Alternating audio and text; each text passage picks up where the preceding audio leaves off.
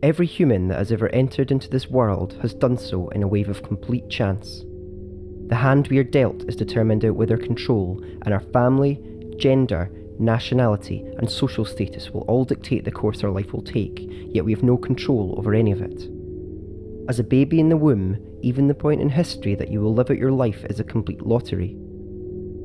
But yet, these factors will form the building blocks of our identity, something we carry and hold dear as intrinsically ours. We protect it with our lives and willfully seek to kill those we perceive to be a threat to our collective values. We surrender ourselves to the preservation of national boundaries we call home and align ourselves with those to whom our allegiances concur and beliefs best fit. But underneath this fraught and complex show of territorialism is a desire to belong. As humans, we do not naturally seek conflict without just cause, and a yearning to be part of a greater community is a primal thread that runs through all of us.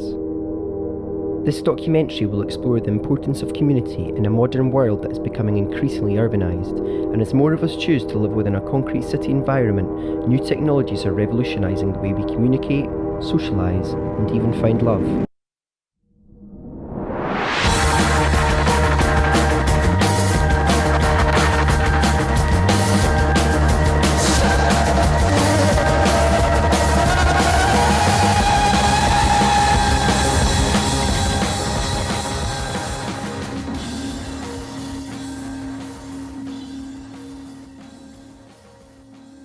Our community is one of the most defining aspects of our identity.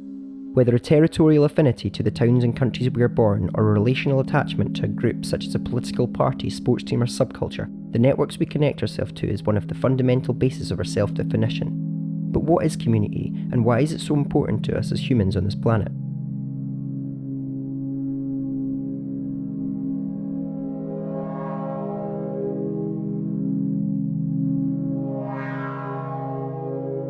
The foundations for our need for a community lie inside us. We are biologically hardwired to interact, and compared to other primates, the neocortex of the brain is much larger, meaning we experience conscious thought, language, emotion, empathy, and theory of the mind in ways other animals cannot. The reason for this heightened level of social cognition is rooted in the protection of our children. Over time, as we've become social animals, our brains have evolved to desire a monogamous bond, resulting in a greater likelihood of a father remaining with a mother and offering protection to a child. On a primal level, it was this desire to form these bonds that provided the biological building blocks for our need for a social connection and community.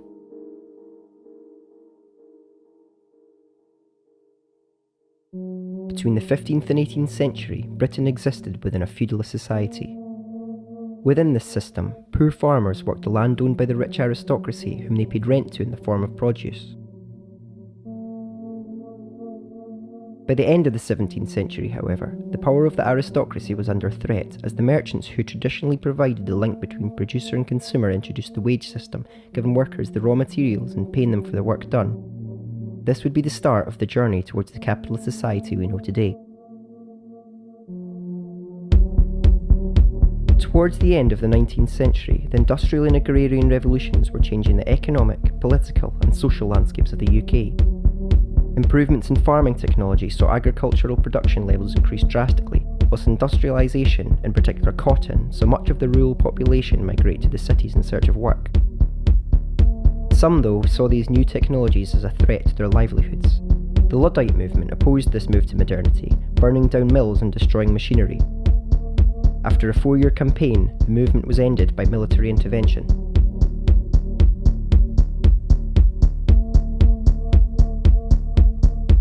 As urban areas struggled to keep up with rapidly growing populations, the conditions they found themselves in were often worse than they'd left behind, with poor housing and sanitation leading to widespread disease.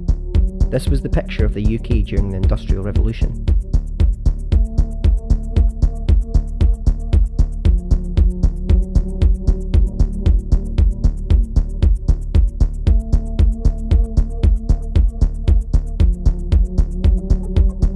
The trend of urban migration that began with the Industrial Revolution has continued ever since, and as of 2007, for the first time in history, more than half of the world lives in urban areas. But it is not just the urban world that we are flocking to in the modern era.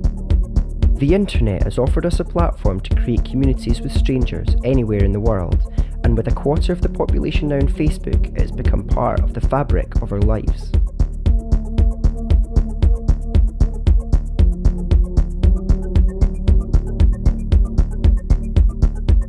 But is this new form of communication replacing the one-on-one interactions we've evolved to depend upon for security and social bonding? When we engage in one-on-one conversations, we react to 7 signals: eye contact, facial expressions, tone of voice, posture, gestures, timing, and intensity. Processed in the right hemisphere of the brain, these reactions work to create our emotions, giving us the felt texture of life.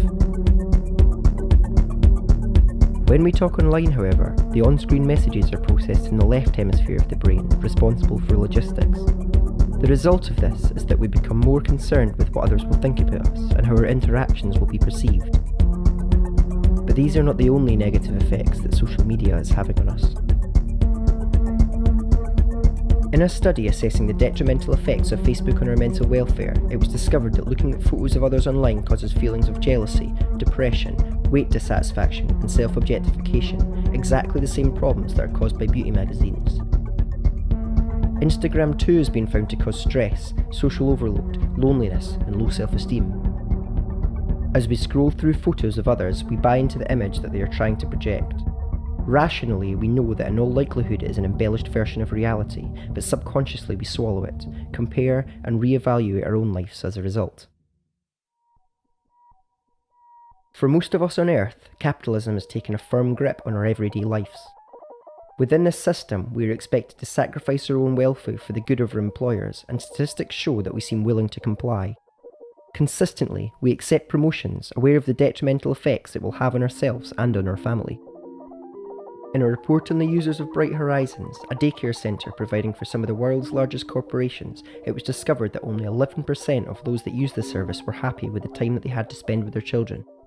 The study also showed that an inevitable effect of receiving a promotion would be an extension to the hours that your children would remain in childcare. Karl Marx referred to this in his theory of alienation. Within capitalism, we've become alienated from our families, our co-workers, and as we lose control of our lives, ourselves. The competitive nature of capitalism has set a precedent within our society that our value as humans is in some way quantifiable, and our economic status is an indicator of our worth. This sentiment is bolstered when we congratulate our friends on a promotion or fantasize over top-end goods, often with little knowledge of what it cost to produce in the first place. But it is not just within the marketplace that this quantification of the unquantifiable exists. It is at the core of what we have come to recognise as neoliberalism, and is everywhere. Increasingly, each facet of our lives is being assigned a score. How many friends we have, how attractive we are, and even how others view us as people. But by quantifying parts of our personality that cannot justly be quantified, we are applying pressure in precisely the areas that we are most vulnerable, and in doing so, objectifying ourselves.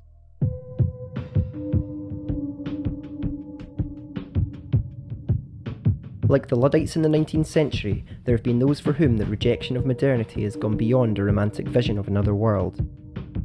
Born out of a utopian socialist ideology in the 19th century, communes of the past offered a sanctuary to those looking to escape the modern world and establish a community with a new set of rules.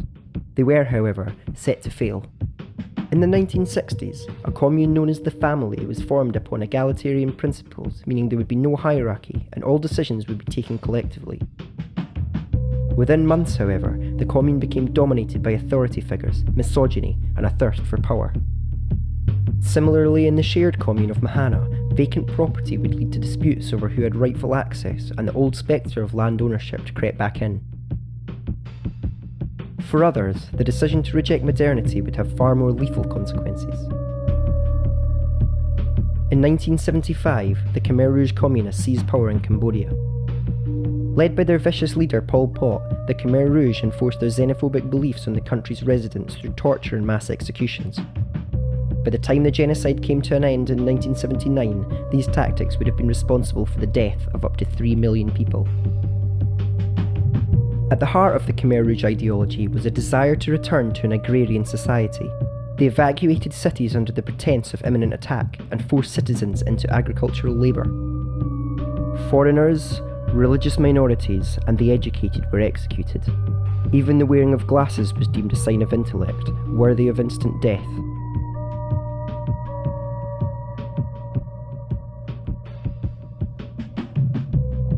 Studies have shown that keeping in touch with the natural world can have a multitude of calming effects on our bodies. In urban areas, housing developments with access to green space have been shown to lower rates of antisocial behaviour, crime, and domestic violence, whilst in Japan, Shinrin-yoku therapy takes urban dwellers into the forest, reducing stress levels, blood pressure, and the sympathetic nervous response, our body's fight-or-flight reaction to danger. Our attraction to the natural world and instinctive desire to maintain a connection with it should come as no surprise though. Since the start of our evolution, we've relied on the nature around us, and it is only in very recent history that we've thrust ourselves into the alien environment of urban life. As we have seen in this documentary though, there are parts of this modern world that have become inescapable. But by acknowledging who we are on a primal level, we can move into an increasingly urbanised world, ensuring we protect the connections with our communities, the natural world around us, and ourselves.